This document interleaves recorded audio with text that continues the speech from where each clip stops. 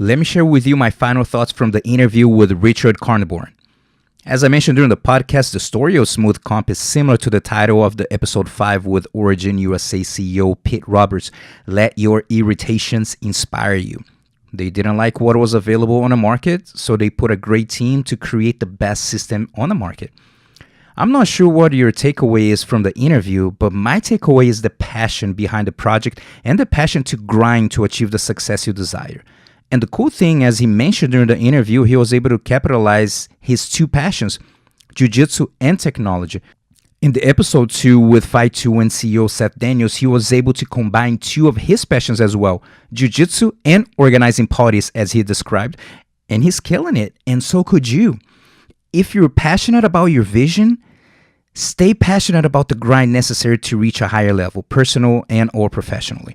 Not only do you have to be passionate about the process, but you must have full clarity of why you're pursuing this vision, this burning desire, because when the hard times come, and they will come at some point of your journey, your why will give you strength to continue. If you don't know why you do what you do, there's a good chance that it might not work out well for you. I was reading an article by Clayton Mask. He is the co-founder and the CEO of Infusionsoft, where he talks about 3 ingredients of business success that have been the main drivers determining their success or failure, progress, and regression. And the first one is passion. Every successful entrepreneur must have a passion that drives them forward, a burning desire, as Napoleon Hill said in the book Think and Grow Rich, a core belief that keeps them pressing on, regardless of what others say or think about the vision. They stick with what they believe. Clay said, and I quote, "My strongest passion is serving entrepreneurs and small business owners. In the beginning, many people thought I was crazy for believing that a thriving company just focused on small business success could last. Today, Infusionsoft serves more than 25,000 small businesses." He stuck with his vision and it paid off. The second ingredient is freedom.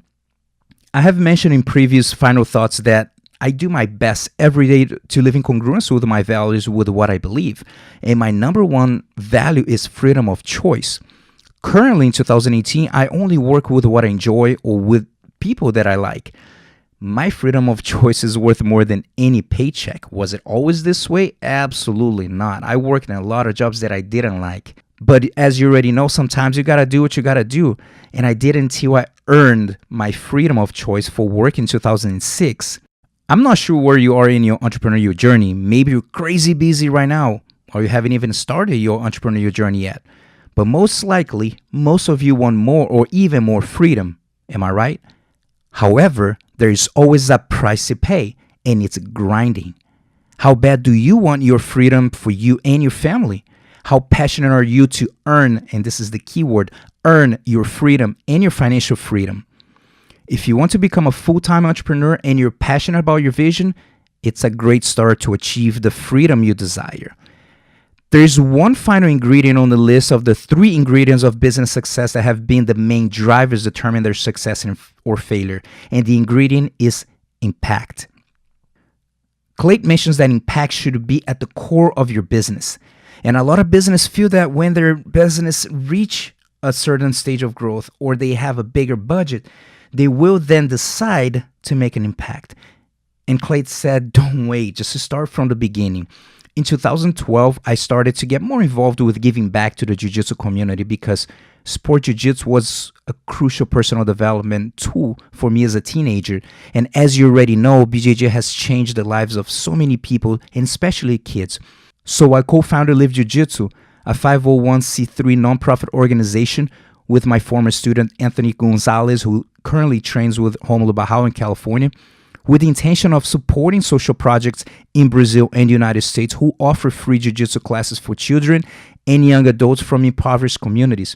In Brazil, for example, drug dealers have a career path for kids with different positions available for them to make money. And most of the time in the favelas, the slums, a 12-year-old kid working for the drug dealers can make more money than mom and dad together just to be watching if the police are coming. Plus, he can flash nice shoes and nice jewelry. These jiu-jitsu projects help them to focus on sport and possibly a way for them to leave that impoverished community. I wish I had started earlier to make even more impact that Live Jiu-Jitsu and GD Jiu-Jitsu LLC already make in the community. His suggestion is, and I quote, "If having an impact is a key part of your business from day one, you make an impact on someone's life every day." What I found interesting is that he said that passion, freedom, and impact are not isolated ingredients. They work together and achieve together. He concluded in the end of the article, "Without a passion for your business, you can't have the freedom you desire or the strength to make an impact. Without freedom, you'll never make an impact and your passion is wasted. And if you're not making an impact, you're not experiencing the freedom entrepreneurship allows, nor you are allowing your passion to be fulfilled."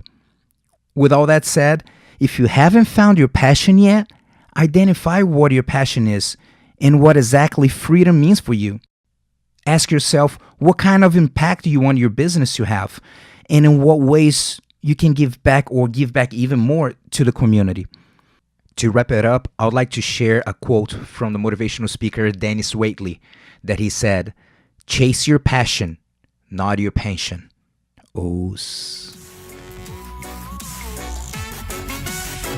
We're glad you were able to join us for this episode of the BJJ Mental Coach Podcast, but the lesson doesn't end here. Watch the videos and download the audio of the 10 mental mistakes BJJ competitors make and how to avoid them for free when you subscribe to the BJJMentalCoach.com.